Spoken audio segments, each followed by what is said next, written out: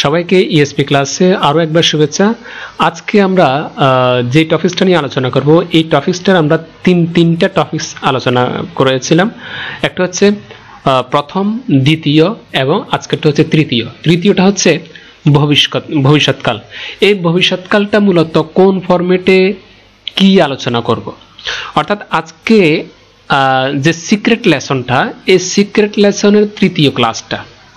আমাদের spoken English শেখার জন্যে কিছু সিক্রেট ক্লাস রয়েছে, তার মধ্যে প্রথম ক্লাস দিয়েছিলাম, দ্বিতীয় ক্লাস দিয়েছিলাম, আজকে তৃতীয় ক্লাসটা। এই তৃতীয় ক্লাসটার ভিতরে সেটা হচ্ছে ভবিষ্যৎকাল নিয়ে আজকে আলোচনা করব, যেটা ফিউচার টেন্স বলি আমরা। এই ফিউচার টেন্সের একটু স্ট্রাকচারটা বলে দিই, অর্থাৎ কোন ফরম্যাটে আমরা যত ধরনের কথা আছে সেটা আমরা প্র্যাকটিস করব। এটা হচ্ছে প্রথমে পার্সনটা নাউনও হতে পারে অথবা কোনো ব্যক্তিও হতে পারে, অর্থাৎ প্রনাউনও হতে পারে। এরপর অক্সিলিয়ারি ভার্ব বসবে, শেল অথবা উইল, যে কোনো একটা ব্যবহার করলেই হবে। শেল অথবা উইল যে কোনো একটা ব্যবহার করলেই হবে।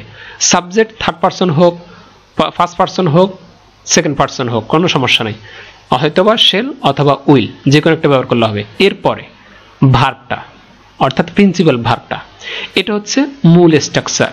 সেটা কি আবার বলছি, প্রথমে সাবজেক্ট, সেটা যে কোনো পার্সন হতে পারে অথবা যে কোনো বস্তু হতে পারে।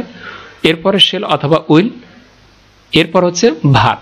ওকে, এখন সাবজেক্টগুলো কি কি হতে পারে? I, we, you. এখন প্রশ্ন হতে আপনি এখানে ইউ কেন দুইবার দিলেন? একটা হচ্ছে সিঙ্গুলার, একটা হচ্ছে plural. I, we, you, he, she, they, it, এই আটটা প্রোনাউন। এছাড়াও বিভিন্ন ধরনের সাবজেক্ট বসতে পারে সাবজেক্ট হিসাবে। যে কোনো টপিকস নিয়ে আলোচনা করলে সেটা আমরা কি করি, সাবজেক্ট হিসাবে মেন ধরি। এখন আসো আমরা এই 8টা প্রোনাউনের বাংলাটা একটু এক নজরে জেনে নিই। এটা সবাই জানি, তবু একটু আলোচনা করছি যে আই আমি, উই আমরা, ইউ তুমি, ইউ তোমরা, হি সে পুরুষের ক্ষেত্রে, শি সে নারীর ক্ষেত্রে, দে তারা, ইট ইহা। এখন আসো এগুলো কিভাবে আমরা প্র্যাকটিস করবো ভবিষ্যতে।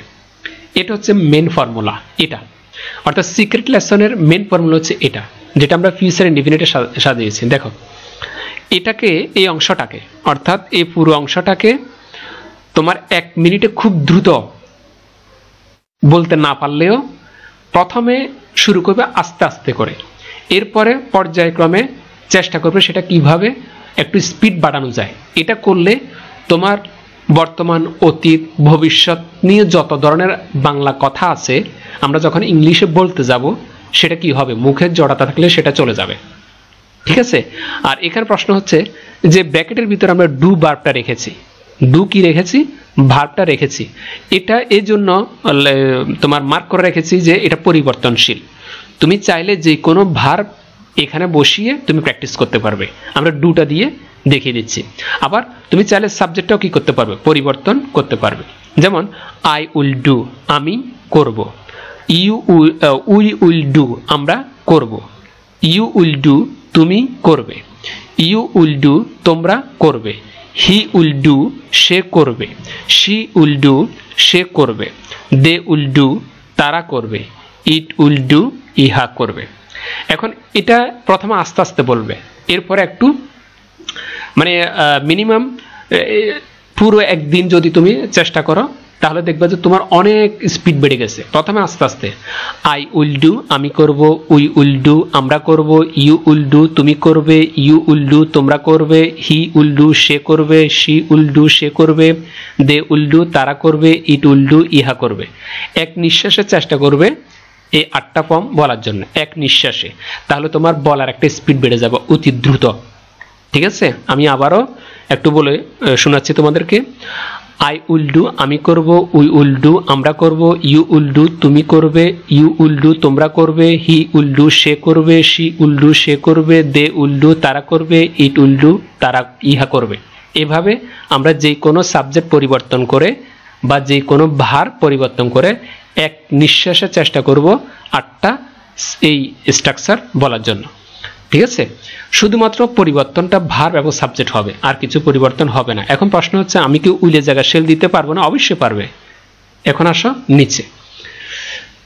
নিচেটা যে ফরম্যাটটা একটা দেখিয়ে দিলাম, আমাদের মূল ফরম্যাটটা হচ্ছে এটা, যেটা একটু আগে বলেছি। যেমন আই এর জায়গায় কি বসালাম, আই জায়গায় কি বসালাম, করিম বসালাম, উইল অথবা শেল আমি বললাম যে কোনো একটা হবে, যেমন এখানে উইল বসালাম।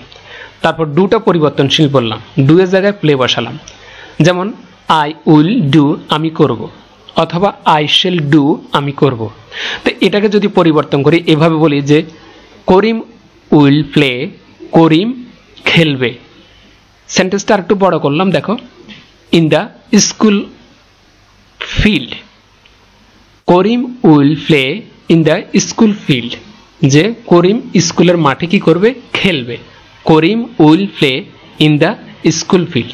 এবারে এই ফরম্যাটটা ব্যবহার করে আরেকটা সেন্টেন্স লিখি, দেখো আইটা বসালাম, আইয়ের সাথে শেল দিলাম উইল না দিয়ে, মানে শেল দিয়ে একটা সেন্টেন্স তোমাদেরকে দেখিয়ে দিচ্ছি। আই শেল, ভার্বটা চেঞ্জ করলাম, ডু এর জায়গায় এক্সারসাইজ নিয়ে আসলাম, যেটা কি করা, ব্যায়াম করা। I shall exercise in the morning time, আমি সকাল যে বেলায়, সকালবেলা বা সকালের সময়ে কি করব, এক্সারসাইজ করব বা ব্যায়াম করব। ঠিক আছে, I shall exercise in the morning time, আমি সকাল সময়ে কি করব, এক্সারসাইজ বা ব্যায়াম করব। এইভাবে তুমি হাজার হাজার কথা তুমি স্পোকেন ইংলিশে বলতে পারবে এই ফরম্যাটটা ব্যবহার করে। প্রথমে কি বসবে, সেটা হচ্ছে শুধুমাত্র ফিউচার টেন্সের জন্য। এই চ্যানেলে আমরা অতীতকালের, বর্তমানকালেরও কি দিয়েছি, এই স্ট্রাকচারগুলো দিয়েছি। তোমরা ওই এগুলো দেখবে, ক্লাসগুলো দেখবে, তাহলে বর্তমানে কিভাবে বলতে হবে, অতীতে কিভাবে বলতে হবে এবং ভবিষ্যতে আজকে কিভাবে বলতেছি সেটা তোমরা জানবে। তা আশা করি জেনে গেছো। এখন তোমাদের জন্য যে কাজটা দিব সেটা হচ্ছে, আমি বলেছি ভার্বটা পরিবর্তনশীল, তো তুমি এই সমস্ত ভার্বগুলো ডু এর জায়গায় বসিয়ে তুমি প্র্যাকটিস করতে পারো। Go, come, drink, eat, read, play, sing, write, choose, draw. এইভাবে অনেক ওয়ার্ড আছে, strong verb, weak verb, regular verb, irregular verb অনেক রয়েছে। তুমি যেটা মনে চায় সেটা দিয়ে তুমি প্র্যাকটিস করো। ঠিক আছে, শুধুমাত্র ফরম্যাটটা কোনটা হবে, এটা আই উইল অথবা আই শেল ডু, আমি করব। তো এই ফরম্যাটে যদি প্র্যাকটিস করো তোমাদের জন্য আরও এটা খুব মানে খুব খুব খুব ভালো হবে।